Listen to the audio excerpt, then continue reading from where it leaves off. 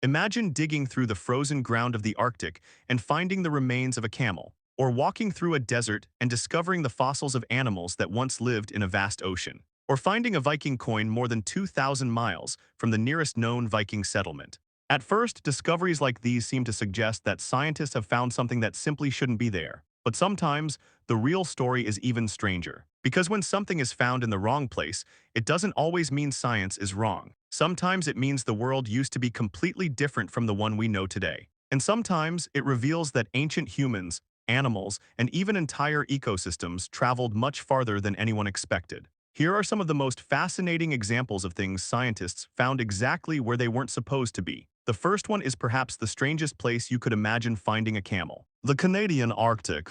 In 2008, scientists working on Ellesmere Island discovered fossilized bones belonging to an enormous camel that lived around 3.5 million years ago. Today, this island sits deep inside the Arctic, surrounded by freezing temperatures and long periods of darkness. But the ancient Arctic was not exactly the frozen wasteland we see today. The camel lived during a much warmer period when the region supported forests and other vegetation. The animal was also enormous, estimated to have been around 30% larger than modern camels. The discovery was important because it showed that camel relatives once lived far north of their modern range. And it forces you to imagine something almost absurd: a camel walking through a prehistoric Arctic forest, thousands of kilometers from the deserts we normally associate with its descendants. But finding a camel in the Arctic is only strange if you assume the Arctic has always looked the same. Scientists have found an even more dramatic example in Antarctica. Antarctica is currently one of the coldest places on Earth. Much of the continent is buried beneath kilometers of ice, and almost nothing resembling a forest grows there naturally today.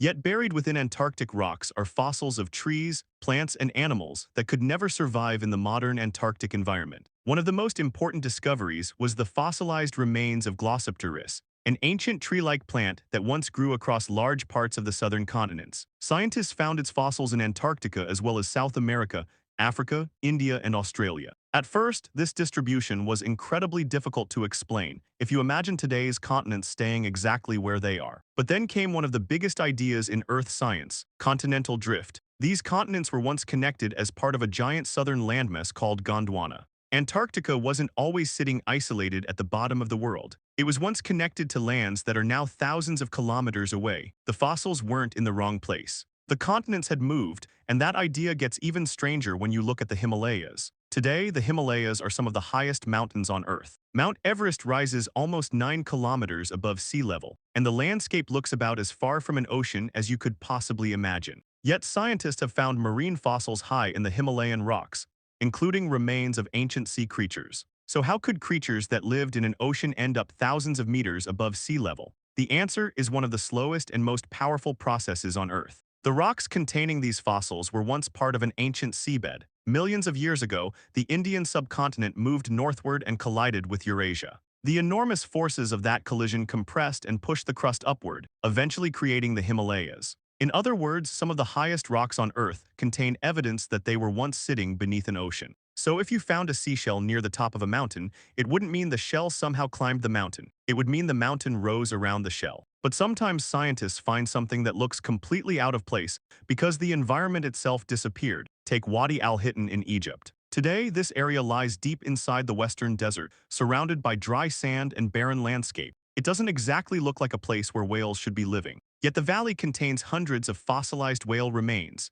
Some are enormous and remarkably well preserved. Millions of years ago, however, this region wasn't desert at all. It was covered by a warm, shallow sea. Ancient whales swam through waters that eventually disappeared as the landscape changed. The seabed was buried, uplifted, and exposed over enormous spans of time. What looks like a whale graveyard in the middle of nowhere is actually the fossilized remains of an ancient ocean. The desert didn't suddenly become a place where whales live. The ocean simply vanished, leaving its inhabitants behind in stone. Now imagine finding something even more unexpected: a tropical-looking ecosystem near the South Pole. Scientists have discovered fossil evidence showing that Antarctica once supported forests. During some periods of Earth's distant past, parts of the continent had climates dramatically warmer than today. Fossilized leaves, wood, pollen, and other plant remains reveal that Antarctica was once green enough to support extensive vegetation. The strangest part isn't just that trees existed there. It's that the continent experienced long periods of darkness during its polar winters, meaning ancient plants had to survive conditions very different from those faced by forests anywhere today.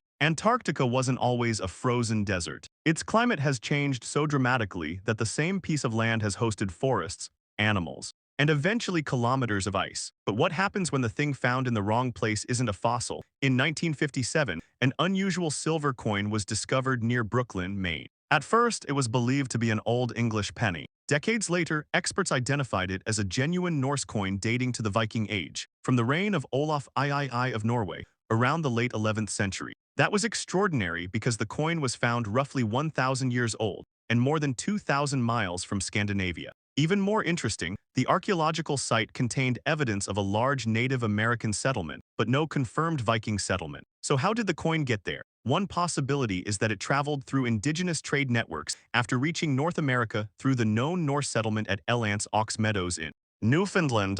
The coin also appears to have been worn as a pendant rather than used as ordinary currency. But because its archaeological context isn't perfectly documented, researchers still debate exactly how it reached the site. And that's what makes this discovery so fascinating. The coin itself is authentic, but the journey it took remains uncertain. Sometimes, however, scientists find an animal in a place that seems impossible because the animal itself had a much larger range than anyone expected. In the far north of Alaska and Canada, researchers have found fossils of animals associated with environments very different from today's Arctic. During ancient warm periods, parts of the region supported forests and large ecosystems that would look completely unfamiliar today. Mammoths, horses, giant beavers, and other animals moved through landscapes that have since been transformed by climate change and ice. The lesson is important. When you find an animal somewhere unexpected, the first question shouldn't always be, how did the animal get there? Sometimes the better question is, what was this place like when the animal was alive? And that brings us to one of the most dramatic examples of all, dinosaurs in Antarctica.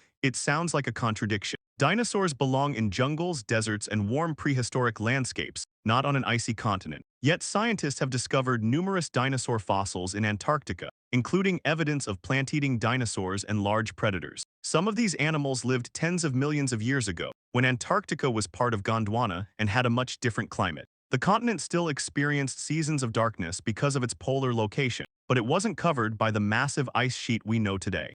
Dinosaurs were able to survive in a world where the environment changed dramatically throughout the year. Their fossils are another reminder that today's climate is only one moment in Earth's enormous history. But there's an even deeper reason these discoveries are so fascinating. When scientists find something in the wrong place, they're often not finding a mistake in nature. They're finding a mistake in our mental picture of the past. We imagine the ancient world as a frozen photograph. We picture dinosaurs living in jungles, camels crossing deserts, whales swimming in oceans, and humans living in familiar regions. But Earth was never static.